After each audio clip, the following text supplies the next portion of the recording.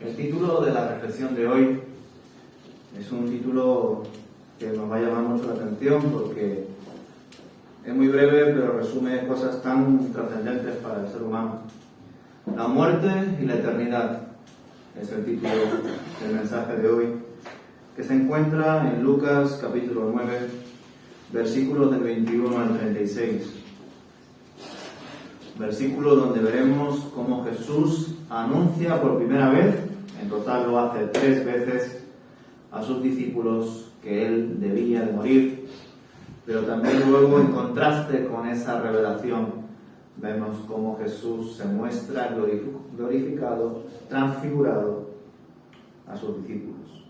Leemos por tanto en Lucas 9, versículo 21 en adelante. Jesús les advirtió a sus discípulos que no dijeran a nadie que él era el Cristo.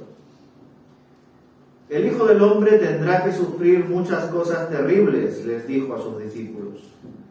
Será rechazado por los ancianos, por los principales sacerdotes y por los maestros de la ley religiosa.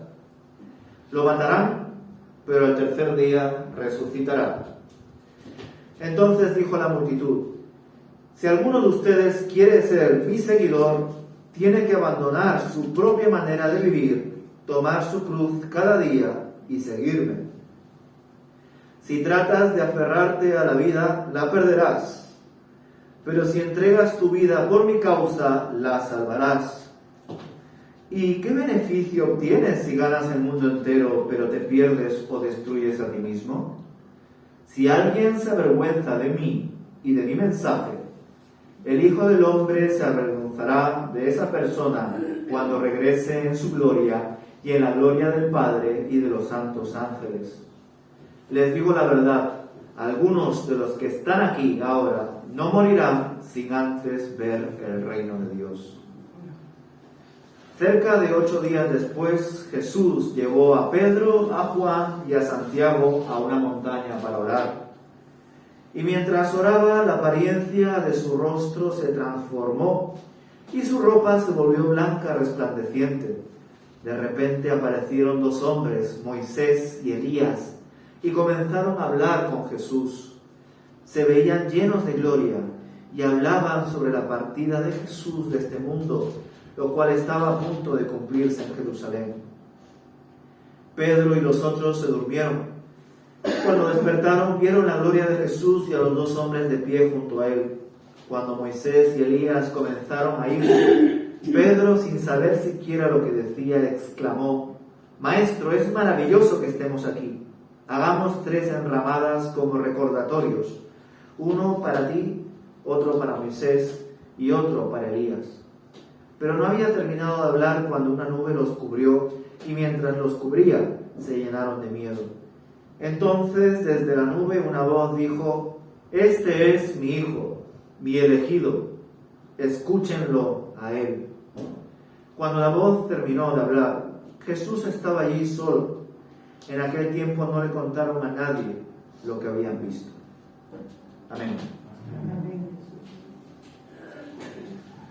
Anteriormente, en los versículos del 18 al 20, reflexionamos en el culto de oración que Jesús quería averiguar a través del conocimiento de sus discípulos qué pensaban las multitudes acerca de él.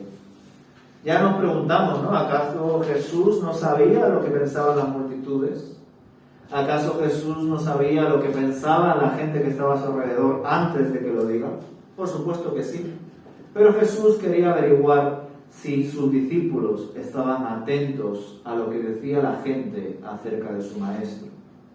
Junto con esto, vemos que Jesús les preguntó a sus discípulos: ¿y vosotros, quién creéis que soy yo? Y en medio de todos ellos, Pedro se levantó y le dijo a Jesús: tú eres el Cristo, ¿verdad? El enviado por Dios, el Mesías, el ungido también se puede ver según nuestras versiones. Y en medio de esta gran declaración que Jesús les prohíbe a ellos que lo comenten a las multitudes, porque Jesús quería que las propias multitudes identifiquen al Mesías, a Jesús, a través de las palabras que estaban escritas, concretamente las profecías que estaban expuestas en el Antiguo Testamento.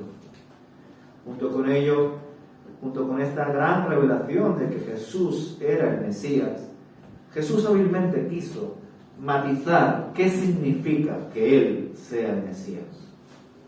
Sabía que en los corazones de ellos, al menos de varios de ellos, la concepción del Cristo o del Mesías era de un político autoritario que traiga poder a Israel, que pueda romper con el poder del Imperio Romano y de algún modo pues incidir en ese espíritu nacionalista que muy probablemente lo tendrían en especial Simón el Celote y Judas Iscariote. De los 12, esos dos, según algunos escritos, parecen ser que eran los más rebeldes, los que esperaban a un Mesías revolucionario, que no solamente traiga sanidades, enseñanzas y señales, sino que también se imponga ante Herodes, ante Pilato y ante el emperador. Sin embargo, vemos que Judas, debido a que se dio cuenta de las falsas expectativas que tenía respecto a Jesús, pues lo traicionó. Sin embargo, Simón el Celote, entendemos que afortunadamente comprendió que el Mesías no iba a venir como los seres humanos en ese tiempo esperaban. De hecho, Jesús les revela que ese Mesías, ese Hijo del Hombre, debía padecer, debía ser rechazado por los líderes religiosos, por los ancianos, por los maestros, por los sacerdotes, e incluso debía de morir, pero resucitaría al tercer día. Buena parte de estas enseñanzas que Jesús revela a sus apóstoles ya están expuestas en el Antiguo Testamento. Desgraciadamente, la mayoría de ellos, por no decir todos, tenían una visión acerca del Mesías sesgada, partida. Como Juan el Bautista, como ya lo hemos pensado en su día, ¿verdad? Que creía que Jesús vendría también como un libertador y por eso dudó si Jesús verdaderamente sería el Mesías. Los apóstoles no entendían qué significaba eso de que el Hijo del Hombre tenía que morir, ni mucho menos que iba a resucitar al tercer día. ¿Por qué? Quizás se preguntarían, aunque Lucas no recoge sus dudas. Acto seguido se nos muestra que Jesús, después de mostrarse ante sus discípulos, hacerle estas declaraciones, les comparte a las multitudes el costo del seguimiento y del discipulado para Jesús. Debes dejarlo absolutamente todo. Debes abandonarte en tu forma de vivir, tomar tu cruz y seguirme. En efecto, esta filosofía de seguimiento que plantea Jesús a las multitudes es una filosofía similar a otros líderes religiosos, ¿verdad? Diferentes líderes religiosos que podemos leer a lo largo de la historia, incluso quizás de otras religiones, ¿no? Mahatma Gandhi, Mahoma y otros autores, nos hacen pensar que de algún modo también tienen cierta exigencia de negarse a uno mismo, de dejar atrás las cosas, de romper con ese egocentrismo que muchas veces tenemos, ¿verdad? Y dejar atrás todo aquello que nos ata, todo aquello que nos causa dolor. Curiosamente, en la forma de ser de Cristo y por supuesto con todas las enseñanzas que deben heredar los cristianos, nosotros no nos negamos a nosotros mismos para no sufrir. Es más, la acción de negarnos es un constante sufrimiento para nosotros, porque flota, emana de nuestro ser ese deseo de querer hacer lo que nosotros queremos y no lo que Dios nos enseña a hacer, que es lo que nos conviene. Nosotros tenemos muchos deseos, pero es Dios quien nos conduce de la manera ordenada en la cual debemos vivir. A esto se suma, como bien dice el apóstol Pablo y también el apóstol Pedro, que no solamente se nos es dado creer en Jesús, sino también padecer por Él. Es cierto que hay algunos líderes religiosos que promueven el sufrimiento también en medio de sus enseñanzas, pero este sufrimiento no es en vano. El sufrimiento se da en un cristiano por cuanto está en un mundo en el cual no pertenece. Como bien confesó Jesús a Pilato cuando ya había sido traicionado y entregado y juzgado. Mi reino no es de este mundo. Por tanto, nosotros somos huérfanos. Nuestra ciudadanía no está aquí en la tierra, como también dice el apóstol Pedro, sino que nuestra ciudadanía está en los cielos. Y si fijaos, muchas veces los inmigrantes sufren cuando van a otro país, ya no solamente por el cambio de horario, el cambio de cultura, a veces también por el idioma, sino por la soledad que padecen por dejar a familiares y amigos en otros países. O incluso dentro de España, cuando viajas a otra provincia por un tiempo, a menudo forzosamente por buscar trabajo y salir adelante, no necesariamente por placer y vacaciones. Pues cuánto más sufrimiento debe padecer un cristiano, aún más cuando hay tantas divisiones entre nosotros, hermanos. Ojalá existiese unidad en cuanto a nuestra concepción de quién es Jesús en verdad. Pero por un lado hay textos de Jesús que no se predican y hay personas que tampoco reflexionan mucho al respecto.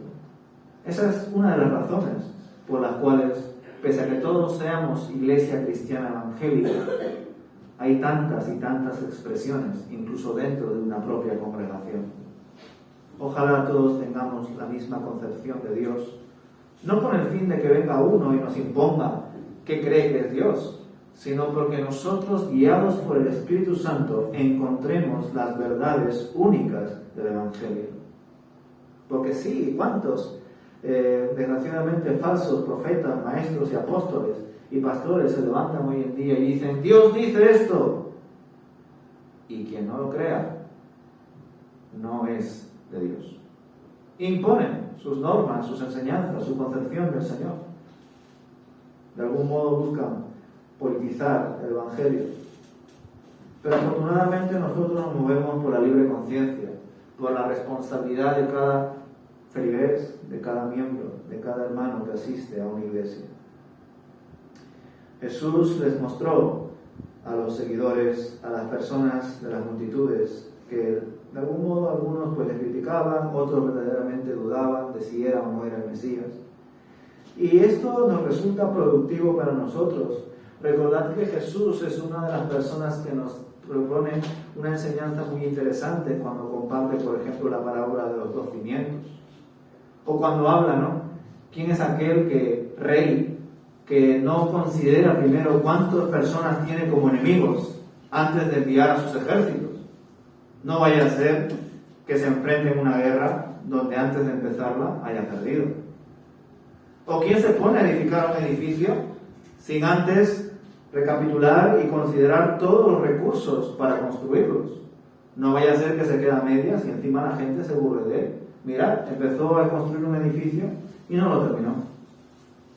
En esa filosofía que tenía Jesús, les estaba compartiendo a las multitudes. Algunos con sospecha le seguían, otros simplemente porque les daba comida y milagros y sanidades, otros porque estaban en ese proceso de aceptar a Jesús como su Señor y Salvador.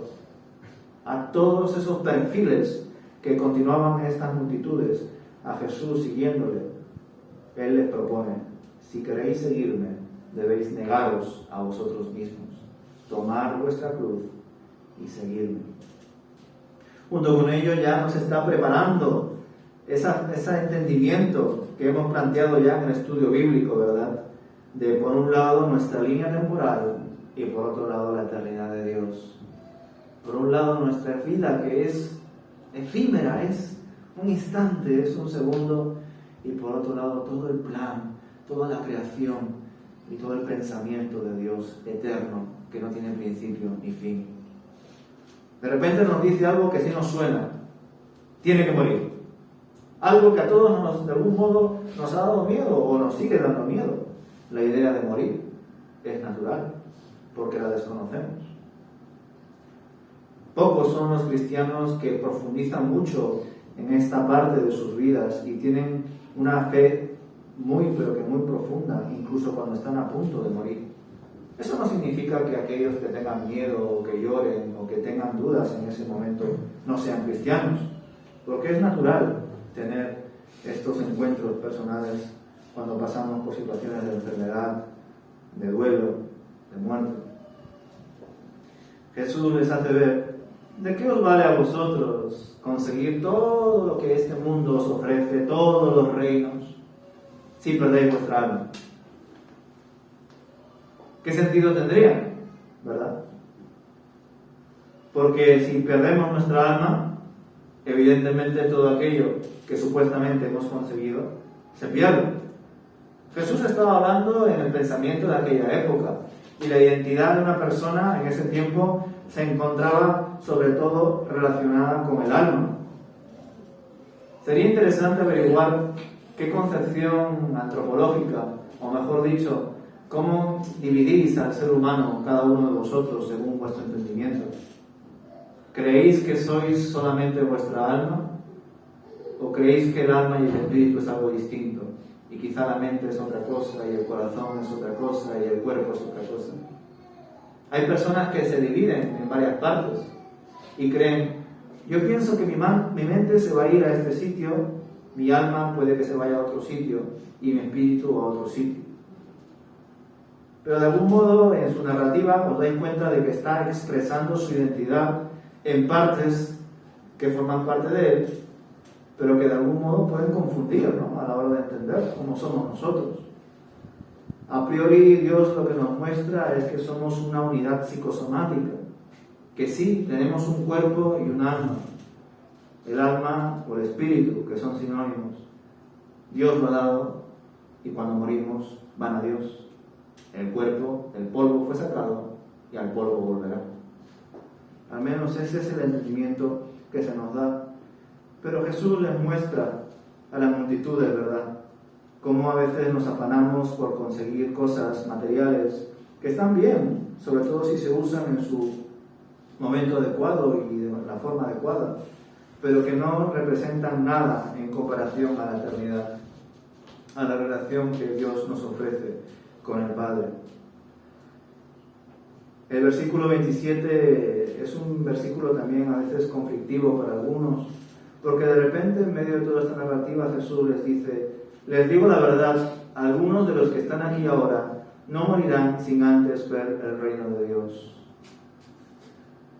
Es un texto conflictivo porque algunos consideran, ¿cómo es posible que Jesús diga que nadie de ahí va a morir hasta que venga el reino de Dios, si se entiende que el reino de Dios vendrá en los últimos tiempos?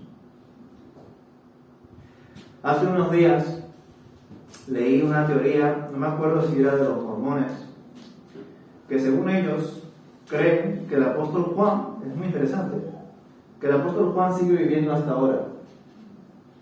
Ya sabéis que del apóstol Juan es el único que no se sabe exactamente cómo fue su muerte. Él fue torturado y perseguido como los demás apóstoles.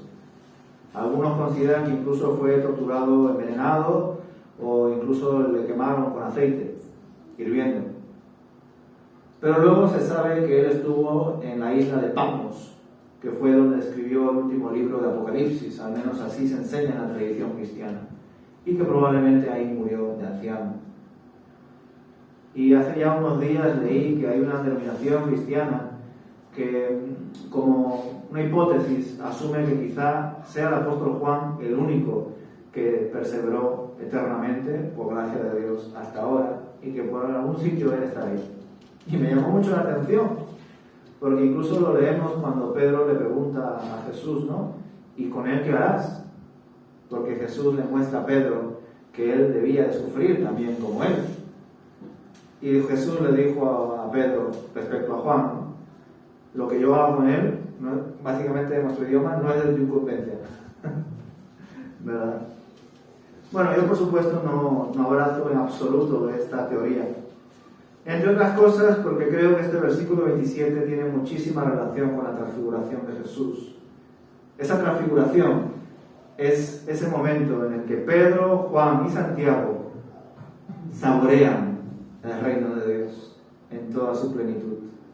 Y lo saborean cuando todavía Jesús no había sido ni entregado, ni traicionado, ni crucificado, ni había resucitado. Que ahí es donde va a entrar el conflicto entre nosotros a la hora de reflexionarlo. Vemos que a los 8 días después de este acontecimiento en el que Jesús predice su muerte y les exige a las multitudes que si le siguen deben abandonarlo todo, que Jesús decide otra vez más, porque ya sabemos que a él le resulta fundamental tener una vida de oración, y Lucas es el que más nos habla de la vida de oración de Jesús, por si no lo sabíais. Nos dice el texto que mientras Jesús fue al monte a orar con estos 3 discípulos, que ya os conté también que de los 12, este era el círculo pequeño en el que Jesús invertía más aún, sus razones tendría, se fue con ellos a orar. Y de repente la apariencia del rostro de Jesús se transformó y su ropa se volvió blanca, resplandeciente. Junto con esto aparecieron 2 hombres, Moisés y Elías. Entendemos que este Moisés y Elías son el Moisés y Elías del Antiguo Testamento. El Moisés al que Dios le reveló la ley. El profeta Elías que Dios usó en un momento de gran precariedad espiritual en Israel y que se enfrentó ante los profetas de Baal en los tiempos en los cuales reinaban Acab y Jezabel, una reina atroz.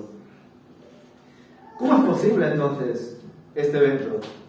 Algunos teólogos lo asumen como un texto alegórico, pero de algún modo se están preparando a estos discípulos para hacer ver que Jesús iba a ser entregado y que era Dios.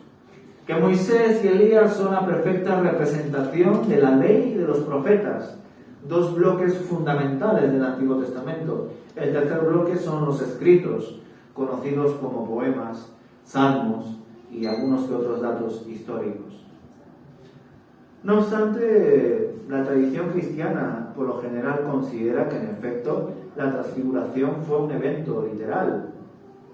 Que sí, que los 3 discípulos fueron físicamente con Jesús a un monte a orar con él y que de repente Jesús se mostró pre-glorificado. La glorificación es lo que se entiende como la última etapa del cristiano. Las anteriores son, pues, el encuentro con Dios, que se conoce como también el llamamiento, escogidos, predestinados, regeneración, justificación, redención y ya por último, después de la santificación, glorificación. Esa sería la última fase que pasa un cristiano en su relación con Dios. Todas las demás fases, hasta santificación, son fases que se pasan en esta vida. La glorificación es la última fase que se realiza en nosotros cuando estamos en la presencia de Dios. Es por eso que se conoce este evento como Jesucristo preglorificado, porque técnicamente en nuestro tiempo Jesús todavía no había sido glorificado. De hecho, no había sido ni siquiera crucificado. Pero sin embargo, aquí de repente, como si estuviésemos entrando a otra dimensión, Jesús está mostrando algo que para nosotros todavía no es. Como si se hubiese abierto un velo a otra realidad, a otro espacio-tiempo, y Jesús muestra algo que choca muchísimo con nosotros. Pero no solamente choca con nosotros en cuanto a que se presentan 2 tiempos particulares, sino que aparecen 2 personas conscientes, con cuerpos, que hablan, Moisés y Elías. Y esto choca bastante con nosotros, porque por lo general creemos que cuando uno muere, va a la presencia de Dios, pero como que está dormido, o al menos así se enseña. Y que aquellos que estamos muertos en Jesucristo, cuando Él vuelva, seremos levantados. Se terminará ese tiempo de dormición, supuestamente, y el Señor nos llevará consigo en su reino, en esa segunda venida. Lo interesante es que, bajo mi punto de vista, entiendo que Dios, así como dijo que no es Dios de muertos, sino de vivos, yo creo que también Dios es Dios de despiertos y no de dormidos. Es por eso que cuando alguien fallece y tiene esa relación con Dios, estará en su presencia, conscientemente, aunque para nuestro tiempo esté como si estuviese dormido. Algo muy particular, ¿verdad? Porque además, estas 2 personas, Moisés y Elías, no son cualquiera, no solamente en cuanto a su vida, sino en cuanto a su muerte. Moisés fue castigado por su desobediencia y no entró a la tierra prometida. Se quedó a las puertas, contempló de lejos la tierra prometida, pero falleció de viejo. Leemos en la epístola de Judas, la cual es muy breve, un acontecimiento muy curioso, porque de repente nos cuenta el texto que Satanás estuvo luchando contra el arcángel Miguel por el cuerpo de Moisés. Y nos podemos preguntar, ¿y por qué? ¿Para qué usaría Satanás el cuerpo de Moisés? También nos podríamos preguntar, ¿verdad? ¿Dónde están los cuerpos de los apóstoles? ¿Dónde está la tumba de Jesús?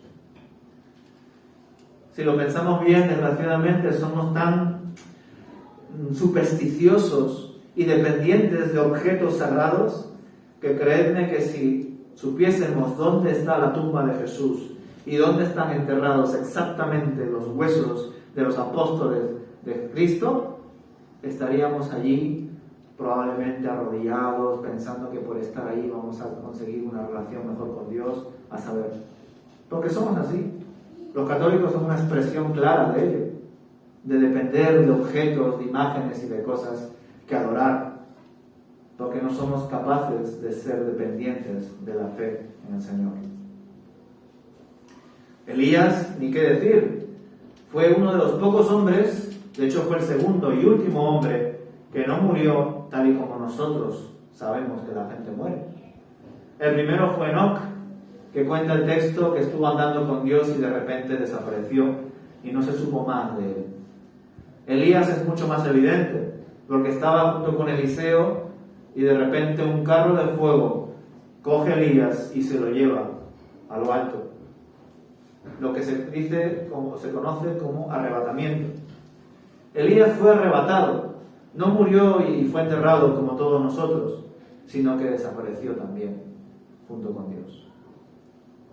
Por tanto, vemos a una persona que llegó a la tierra prometida, pero no entró, la vio y fue enterrado, y que no se sabe por qué querían robar su cuerpo.